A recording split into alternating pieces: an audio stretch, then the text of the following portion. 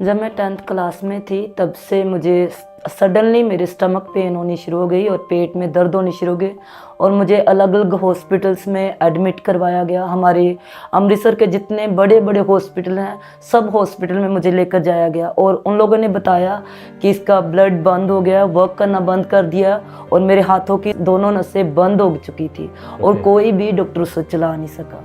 और वो आकर पूछते थे कि क्या आपकी बेटी अभी भी जिंदा है। सब लोगों को लग रहा था कि डॉक्टर्स ने भी बोल दिया था कि नेक्स्ट 10 मिनट में ये मर जाएगी। सिर्फ मेरे लाइफ के लिए उन्होंने 10 मिनट बोले थे। कि जितने भी महंगे महंगे हॉस्पिटल है अमृतसर में, सारे हॉस्पिटलों में इन्होंने चेक कराया गया, सारे ने जवाब दे दिया। ते हम दोनों जी चले गए पास्टर जी के पास। पास्टर जी सानू वेख के ते हसन लग गए कि बच्चा नहीं ਤੁਹਾਡੇ ਕੋਲ।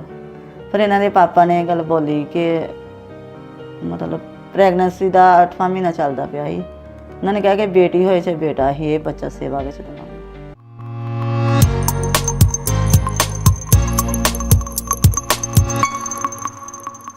प्रेज़ द लॉर्ड, जय मसीह की। स्वागत है आपका एक और बार विजनरी रेडियो टीवी के इस खास प्रोग्राम जिसका नाम है let's talk today. Let's talk today में हमेशा हम नई नई बात करते हैं, अलग अलग बात करते हैं, गवाहियाँ होती हैं और ऐसे विषय होते हैं जिन पर वाकई में आपके और मेरे जीवन के लिए, आत्मिक संगति के लिए, आत्मिक उन्नति के लिए आवश्यक बातें की जा सके।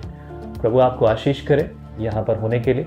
मैं हूँ पंजाब के अमृतसर में और हमारे बीच में एक बहुत खूबसूरत गवाही है। एक ऐसी लड़की जिसने 12 साल दवाइयों में, हॉस्पिटलों में गुजारे, उसकी गवाही सुनेंगे मिलकर। बहन राजेंद्र कौर, जिनका नाम रोजी है, रोजी के नाम से वो यहाँ बहुत मशहूर है, हमारे बीच में है। आइए स्वागत करते हैं जानसी की पास जी। प्रभु आशीष करे। मैंने सुना 12 साल आपने हॉस्पिटल में गुजारे हैं, हॉस्पिटल के लिए दवाइयाँ खा खा के। That's a huge big story. मतलब पूरा शरीर दवाइयों से भरा हो किसी का। मैं शुरू से जानना चाहता हूँ कि आपके जीवन में हुआ क्या था। मैं जब 10वीं क्लास में थी तो अचानक मैं अपने घर पे स्टे कर रहे थे हम लोग और सडनली मेरे पेट में दर्द हुआ और मुझे करीबी के हॉस्पिटल में लेकर गए। वहाँ से उन्होंने मुझे अमृतसर में रेफ़र कर दिया और धीरे धीरे वो पेन बढ़ता गया, वो दर्द बढ़ता गया। हमको खुद समझ नहीं आ रहा था कि कैसे होगा। फिर मुझे बड़े बड़े हॉस्पिटल्स में एडमिट करवाया गया।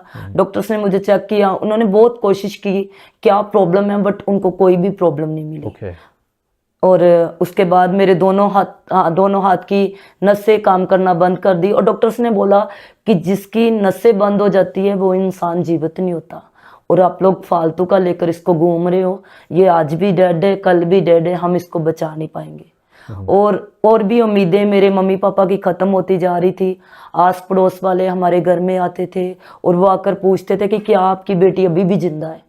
सब लोगों को लग रहा था कि डॉक्टर्स ने भी बोल दिया था कि नेक्स्ट 10 मिनट में ये मर जाएगी। सिर्फ मेरे लाइफ के लिए उन्होंने 10 मिनट बोले थे कि जहाँ 5 मिनट में, जहाँ 10 मिनट में ये ख़त्म हो जाएगी। और जब ऐसा सब सुनते थे, रिलेटिव्स भी कॉल करते थे, मेरे मम्मी पापा को, मेरी फैमिली को कॉल करते थे कि कैसी है, वेट करते थे सब कि कभी ये ख़त्म हो जाएगी।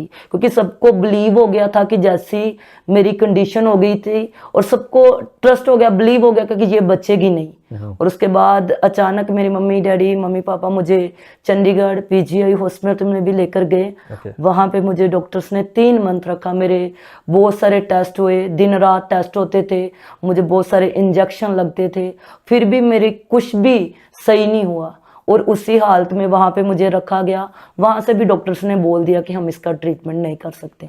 बहुत ही तकलीफ में थी, इन्नी ज़्यादा तकलीफ से इन्हों के पैसे जब मर्जी चुक के जोड़े मर्जी हॉस्पिटल में ले जाते थे। कई बार लेके आना तो शाम को फिर ले जाना, सुबह लेके आना, शाम को फिर ले जाना। इन्हों की इन्नी ज़्यादा कंडीशन खराब सी कि जिन्ने भी महंगे महंगे हॉस्पिटल है अमृतसर में, सारे हॉस्पिटलों में इन्होंने चेक कराया गया, सारे ने जवाब दे दिया। हमें समझ नहीं आ रही कि इसकी बीमारी क्या है, इसको हुआ क्या है। बहुत सारे 25-25, 30-30 डॉक्टर मेरे पीछे होते थे, मेरा ट्रीटमेंट करते थे, बट उन्होंने भी लास्ट में बोल दिया कि हम इसकी लाइफ को सेव नहीं कर सकते। आपने सब जगह दिखाया जो भी पॉसिबल होता है। आपके पेरेंट्स आपको सब जगह ले गए? सब जगह लेकर गए। क्या उम्र थी आपकी जब ये आपको शुरू हुआ? उस समय मेरी उम्र 14 साल के आसपास थी। ये जो समय था, क्या उस समय आपके परिवार में सब लोग विश्वास में थे? आप कोई जानते, प्रभु को जानते थे आप? सब लोग विश्वास में थी। मेरे दादाजी से हम लोग विश्वास में हैं। दादाजी से सभी लोग विश्वास में जी हैं। पास्टर जी। अभी लोग आपको बोल रहे हैं कि सबकी आशा टूट गई है, तो उन लोगों का विश्वास जो था वो क्या डगमगाया, या फिर वो लोगों बोले कि ये प्रभु ने हमारे साथ क्यों किया? अक्सर लोग ऐसा दोष देते हैं। जी। क्या ऐसी कोई परिस्थिति थी आपके साथ? आपकी कोई ऐसी बात थी आपके परिवार में? बाहर के लोग बोलते थे तो हमारी फैमिली ने कभी नहीं कहा। ओके। हम लोग हर समय परमेश्वर पे ट्रस्ट रखते थे कि खुदा जो भी हमारे साथ करता है भला करता है। राइट, ये बहुत बड़ी बात है, क्योंकि अक्सर जो है परिवार के जन भी टूट जाते हैं, यार ऐसा क्यों, हमारी बेटी के साथ क्यों हो रहा है, हमारे लिए हमारे साथ ही ऐसा क्यों हो रहा है। So whole family was with you, right? पूरा परिवार आपके मेरी साथ। दादी थी, वो हर समय कहती थी इसको कुछ नहीं होगा, परमेश्वर इसको बचा लेगा। हम जॉइंट फैमिली से हैं, 18 मेंबर है फैमिली में। 18 मेंबर हैं परिवार में? वाह, ओके, ग्रेट। तो मेरे ख्याल से ये एक और ब्लेसिंग रही कि कोई ना कोई संभालता रहा होगा, क्योंकि 12 साल हॉस्पिटल चक्कर, ये वो फलाना बहुत सारी चीजें, not easy, right? Not easy. ये सारी चीजों में आपके परिवार का जो स्टैंड था आपके साथ मजबूती से था। जी पास्टर जी। मैं ये पूछना चाहता हूँ, कभी आपको ये नहीं लगा कि आप शायद अपनी बेटी को खो दोगे, आप बचेगी नहीं? नहीं, कभी इसके ऐसा ऐसी कभी नहीं। बहुत ज़्यादा साडे परिवार च अनबन हुई है, बहुत ज़्यादा दुख आया, पर सानू ये हुंदा भी जो करेगा परमेश्वर वधिया करेगा, जो करेगा परमेश्वर अच्छा परमेश्वर करेगा। वधिया करेगा। क्या बात है, क्या बात है ਤੁਹਾਨੂੰ ਪਤਾ ਹੀ ਹੈ ਕਿ ਮਾਂ ਪਿਓ ਨੂੰ ਪਰੇਸ਼ਾਨੀ ਤੇ ਬਹੁਤ ਜ਼ਿਆਦਾ ਹੁੰਦੀ ਹੈ, जी। ਪਰ ਫਿਰ ਵੀ ਪਰਮੇਸ਼ਰ ਨੇ ਸਾਨੂੰ ਹੌਸਲਾ ਦਿੱਤਾ ਕਿ ਹਰ ਰੋਜ਼ ਇਹਨੂੰ ਇੱਕ ਹਸਪੀਟਲ ਚੋਂ ਲੈ ਕੇ ਦੂਸਰੇ 'ਚ ਜਾਂਦੇ ਸੀ, 10 ਦਿਨ ਕਿਤੇ ਰੱਖਦੇ, 10 ਦਿਨ ਕਿਤੇ ਰੱਖਦੇ ਸੀ, ਪਰ ਪਾਸਟਰ ਜੀ ਇਹ ਹੌਸਲਾ ਨਹੀਂ ਹਾਰਦੇ, ਕਦੀ ਵੀ ਇਹ ਨਹੀਂ ਸੋਚਿਆ ਕਿ ਮਰ ਜਾਵੇਗੀ। ओके, ਸਾਨੂੰ ਪਤਾ है कि परमेश्वर ਇਹਨੂੰ जिंदा करेगा। आमीन। आपके मन में क्या था जब बिस्तर पे थे, आपके साथ ये शरीर में ये तकलीफ थी?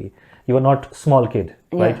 15-16 इयर्स की एज से ये शुरू हुआ, सालों हो गए, बीत गए। जी। लोग महीने भर की, सप्ताह भर की बीमारी से बोलते हैं हमें मरना है, राइट? लोग ऐसे करते हैं, लेकिन इतने सालों से ये बीमारी और ये तकलीफें चल रही, तो आपके मन में क्या था? मैंने 12 साल में एक बार भी नहीं बोला कि मैं मरना चाहती हूँ। ओके। मेरे को आशा थी कि मैं रिकवर होंगी, मुझे इतना पता था कि मैं डेडिकेट हूँ मिनिस्ट्री के लिए। ओके। तो मेरे मन में आशा थी कि सब कुछ रिकवर हो जाएगा, अच्छा हो जाएगा। कैसे ये पता था कि आप सेवकाई के लिए डेडिकेटेड? जब मैं छोटी थी तभी से मेरे पेरेंट्स ने मुझे बताना शुरू किया कि तुम्हें पास्टर इमानुएल है एक, उन्होंने तुम्हें, मेरी माँ ने बताया कि मेरे पेट में ही आपको मसा किया गया है। पेट में ही उन्होंने प्रभु के लिए दे दिया? जी। क्या बात है, क्या खूबसूरत बात है। ओके, किस तरह की वो घटना थी, मुझे थोड़ा बताएं उसके मेरे मम्मी पापा एक कन्वेंशन में थे और वो सेवा कर रहे थे बर्तनों की, और अचानक से पास्टर ने आवाज़ लगाई कि जो भी अपने बच्चे सेवा में देने चाहते हैं वो आगे आ सकते हैं। तो मेरी मम्मा मुझे पेट में ही लेकर पास्टर के पास चले गए। Okay. और पास्टर ऐसे ही मुस्कुराने लगे कि आपके पास तो कोई बच्चा भी नहीं है और आप आगे आ गए हो। Okay. तभी उस समय मेरी बड़ी बहन भी थी, बट मेरे मम्मी पापा उसको पीछे ही छोड़कर मेरे को पेट में ही लेकर चले गए। तो 1997 की बात है, तब कोई सोचता भी नहीं था कि लड़कियां भी सेवा कर सकती हैं। मैं ये जानना चाहता हूँ कि आपको किस बात ने प्रेरित किया कि आपने बेटी को गर्भ में ही प्रभु की सेवा के लिए समर्पित कर दिया? ਮੈਂ ਪਾਸਟਰ ਜੀ ਮਤਲਬ ਚਰਚ ਦੇ ਵਿੱਚ ਹੀ ਸੇਵਾ ਕਰ ਰਹੇ ਸੀ, ਮੈਂ ਵੀ ਇਹਦੇ ਪਾਪਾ ਵੀ बर्तन साफ कर रहे थे। पास्टर जी ने बोला कि जिसने अपने बच्चे सेवा में देने हैं तो आगे आकर प्रार्थना करवा लो। इस तरह मेरे को इससे बड़ी भी एक बेटी, उसको ही पीछे छोड़ गए, तो हम दोनों जी चले गए पास्टर जी के पास। ओके। पास्टर जी सानू वेख के ते हसन लग गए कि बच्चा नहीं तुहाडे कोल। फिर इन्हां दे पापा ने गल बोली कि मतलब ਪ੍ਰੈਗਨੈਂਸੀ ਦਾ 8ਵਾਂ ਮਹੀਨਾ ਚੱਲਦਾ ਪਿਆ ਸੀ, ਉਹਨਾਂ ਨੇ ਕਿਹਾ कि बेटी होए चाहे बेटा ही ये बच्चा सेवा ਵਿੱਚ देवांगे। जब मैं पैदा हुई तो मैं लड़की, और सब कंफ्यूज हो गए कि लड़की को हम कैसे मिनिस्ट्री के लिए भेजेंगे, सेवकाई के लिए। परंतु मेरे फादर साहब ने बोला कि अगर बेटा हो या बेटी हो, मैं सेवा में दूंगा। तो वही बात मेरे मन में बस गई कि अगर मेरे फादर इतना कर सकते हैं कि बेटी को सेवा में दे रहे, तो मैं सेवा करूंगी। तो उनके मन में ये था बेटी हो बेटा हो जो भी हो सेवा करेंगे। ऐसा तो नहीं कि भाई नहीं बेटा अभी मैंने सेवा के लिए दी तो बेटा ही होगा? नहीं, उन्होंने बोला, पहले से बोल दिया था बेटा हो या बेटी हो तो हम सेवा के लिए देंगे। ये बात उनके मन में थी जी। राइट, क्या खूबसूरत बात है। What about your parent, like grand parents, आपके दादा दादी और बाकी जो लोग थे, उनका क्या बिहेवियर था? दादा दादी ठीक थे, मसीह में थे, बट पापा के जो दादा थे तो उन्होंने बहुत नाराजगी की। उन्होंने बोला कि नहीं, हम बेटी मसीह में नहीं देंगे, सेवा में नहीं देंगे, लोग बेटे सेवा में देते हैं, आपने बेटी सेवा में दे दी है। पापा का रिस्पॉन्स कैसा था? पापा ने वही बोला जो उन्होंने पास्टर को बोला, तो उन्होंने बोला हम देंगे। तो नाराज हो गए दादाजी, है ना? परदादा आपके परदादा नाराज हो गए। नाराज सो ही वाज हैप्पी, नो ठीक है, मेरा कमिटमेंट परमेश्वर के साथ है। एज आई जैसा कि मैं सुन रहा हूँ, आपकी मदर का कमिटमेंट परमेश्वर के साथ था, आपके पिता का कमिटमेंट था, and he was very faithful. इतनी बीमारी के बावजूद, मतलब पैसा लगाना, दिन रात दौड़ना बच्चों के साथ, ये बहुत बड़ी बात है। बहुत बड़ी बात। 6 महीना नहीं है, साल भर नहीं है, इट्स लॉन्ग ईयर्स। Long।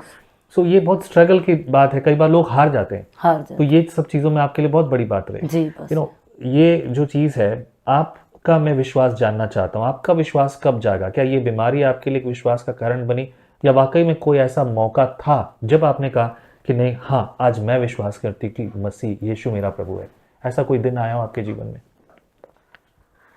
जैसे जैसे ये स्ट्रगल्स बढ़ते गए, और मुझे वैसे वैसे परमेश्वर की प्रेजेंस भी मेरे साथ थी, और मुझे यही फील होता था कि खुदा मेरे साथ है। अगर परमेश्वर बाइबल में इतने बड़े बड़े काम कर सकता है, अगर लाल समुंदर 2 भाग हो सकता है, और ये लाजर जिंदा हो सकता है, तो हम भी रिकवर हो सकते हैं। मेरी यही नेचर थी कि अगर परमेश्वर आप उन लोगों को ठीक कर सकते हो, तो आप मेरे को भी ठीक कर सकते हो। आमीन।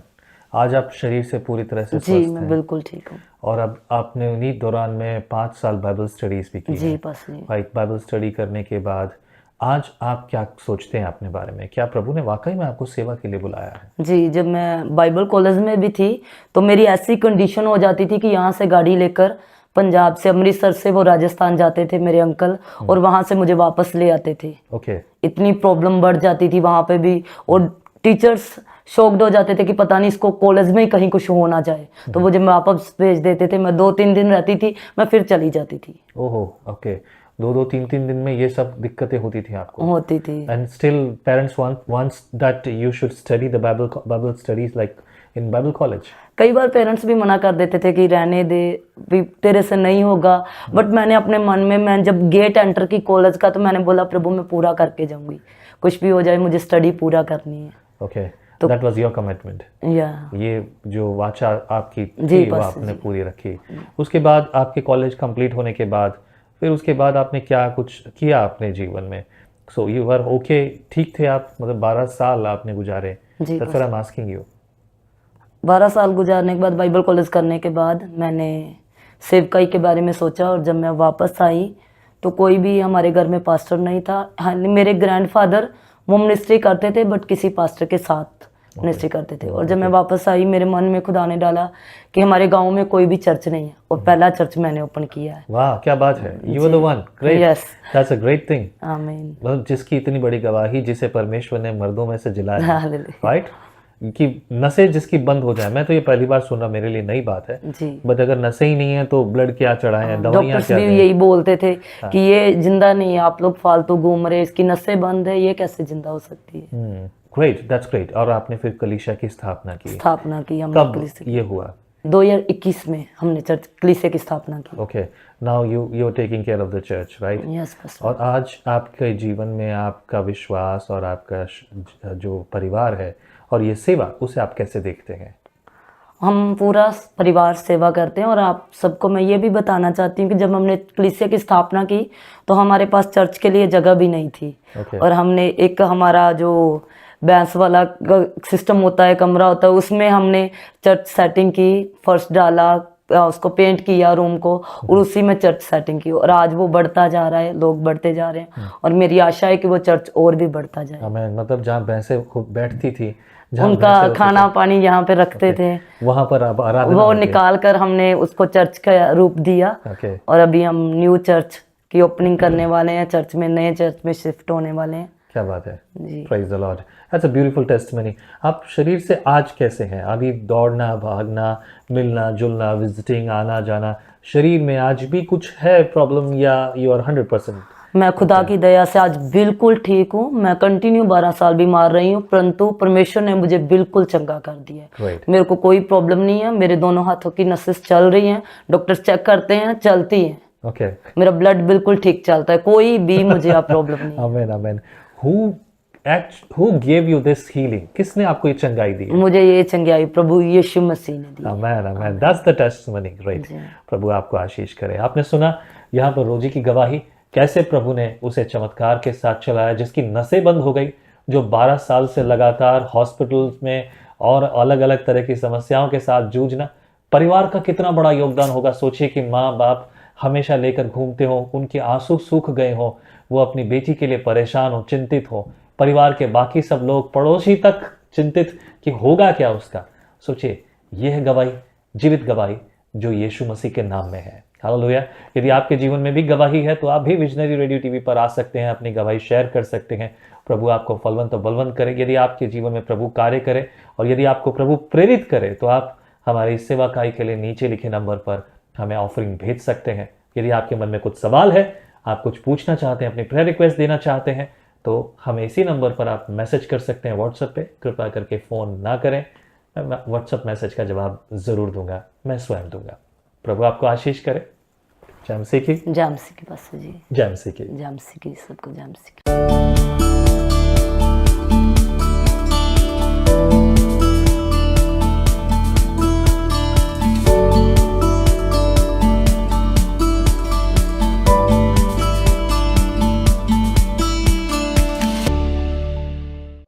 इस खूबसूरत दुनिया के अलग अलग चेहरे, कोने कोने के चेहरे, इस देश के चेहरे, उस देश के चेहरे, चेहरा कोई भी हो, लेकिन उस पर मुस्कुराहट सिर्फ यीशु मसीह के नाम के कारण ही होती है।